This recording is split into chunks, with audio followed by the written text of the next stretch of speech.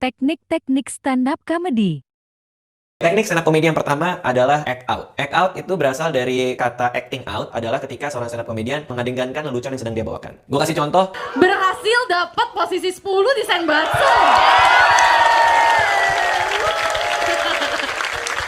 Act out bisa dipakai untuk mempertebal punchline-nya. Seperti joke berikut ini. Bayangin aja, muka gue udah kayak gini, ya kan? Disuruh stand up. Dibanding stand up, gue lebih cocok jadi guru kungfu gak sih? Ya gak sih? Ya kan? Lebih cocok gue gitu. Ya, tari ular gitu, cocok gue gitu kan. Sebenarnya tanpa di act out, punchline-nya sudah ada gitu. Secara verbal, secara omongan, udah bisa. Kalau misalnya kalian mau melakukan sebuah act out, kalian harus total 100%. Jangan ragu. Karena gue banyak banget ngeliat stand up comedian yang mau act out, terus matanya tuh kayak nggak yakin, dan akhirnya setengah-setengah, malah jadinya nggak lucu. Karena nanggung. Karena dia malu, dan karena dia nggak pede. Jadi kalau emang mau act out, 100% lakuin aja. Lalu teknik berikutnya dalam stand up comedy, ini yang termasuk yang sering gue pakai juga, yaitu rule of three. Rule of three adalah sebuah keadaan di mana seorang stand up comedian menjabarkan sesuatu secara berurutan 3 kali. Yang pertama biasa aja, yang kedua biasa aja, dan yang ketiga patah atau belok, dan lucunya tuh justru di situ. Contohnya, Struggle-nya jadi idol. Susah ngafalin koreo, susah ngafalin lirik, susah ngafalin nama fans yang video call-nya setahun sekali.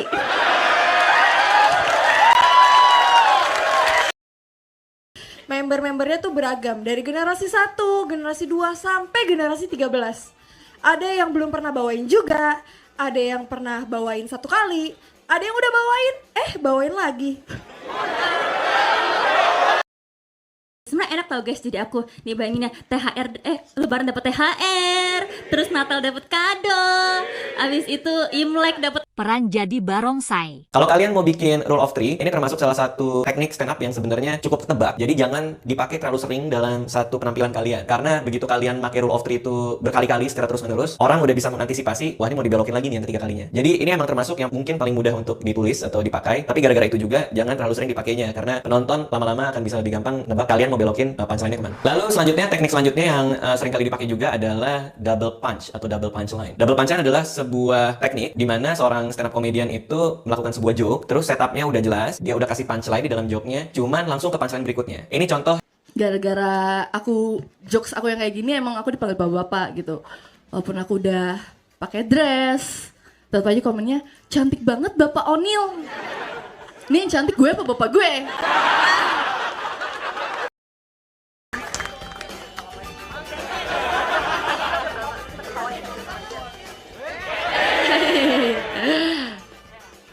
Saran dari gue, coba nikmatin penampilan kalian, dan ketika lagi perform, ada nggak ya kira-kira pas di atas panggung, gue bisa nambahin punchline di joke yang mana?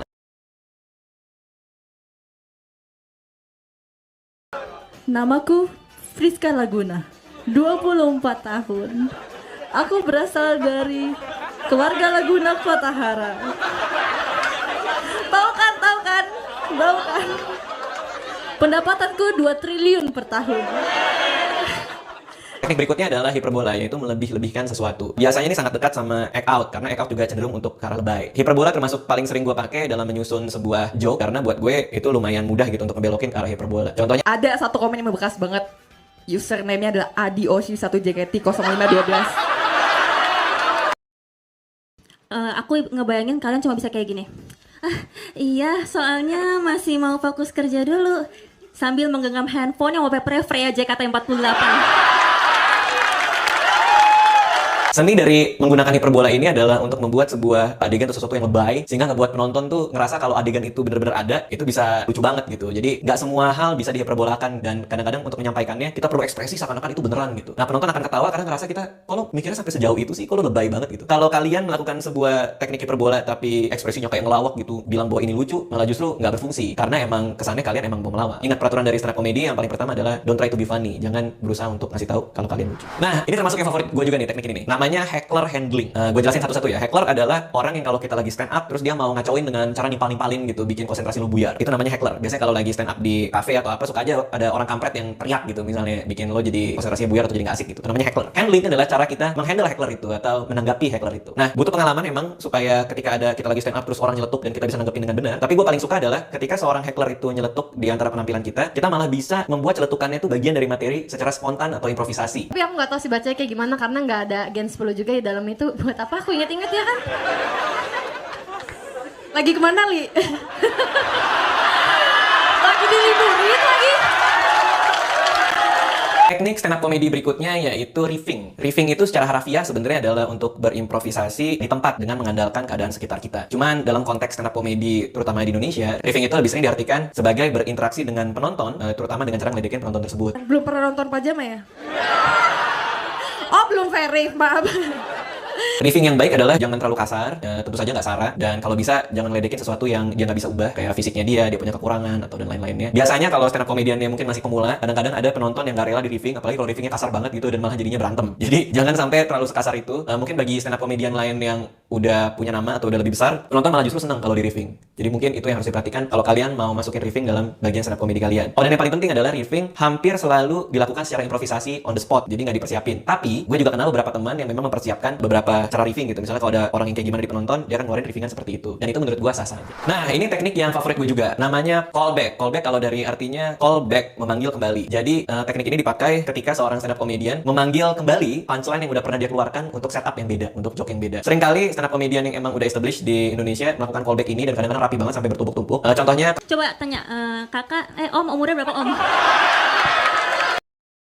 Tapi nggak apa-apa, soalnya kan masalah jodoh, rezeki, itu kan di tangan Tuhan, ya nggak om?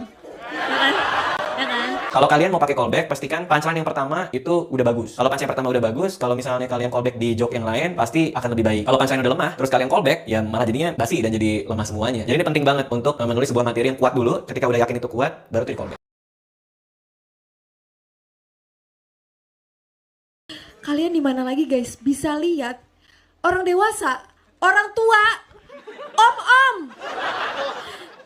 pulang dari sebuah acara, dia seneng banget karena dapat balon. Gimana? Ya kan?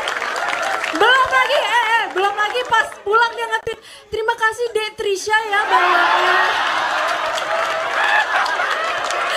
Oke, ini terakhir dari gue. Teknik stand up comedy berikutnya adalah one-liner. One-liner adalah sebuah joke yang terdiri dari 1 sampai 3 kalimat aja. Bahkan kalau yang bener-bener one-liner nih, ya cuman satu aja. Ini salah satu teknik favorit gue juga, karena ya one-liner ini cepat mengambil tawa dan termasuk yang sangat sulit untuk ditulis. Oke, aduh aku bingung mau ngapain, ini pressure banget, ini pressure.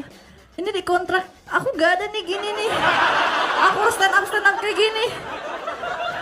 Nah, untuk menulis one-liner yang baik, kita harus bermain dengan konsep setup sama punchline yang sederhana aja, nggak usah ribet-ribet. Terus kalau bisa, pangkas kata-katanya supaya padat hanya menjadi 1 kalimat aja. Nah, itu aja dari gue, teknik-teknik stand up komedinya. Kalian bisa coba pelajari atau praktekkan di penulisan materi stand up komedi kalian sendiri. Gue yakin ada banyak teknik lain yang mungkin nggak kepikiran atau nggak sempat gue masukin di sini. Terus terang, yang gue ingat hanya segitu aja.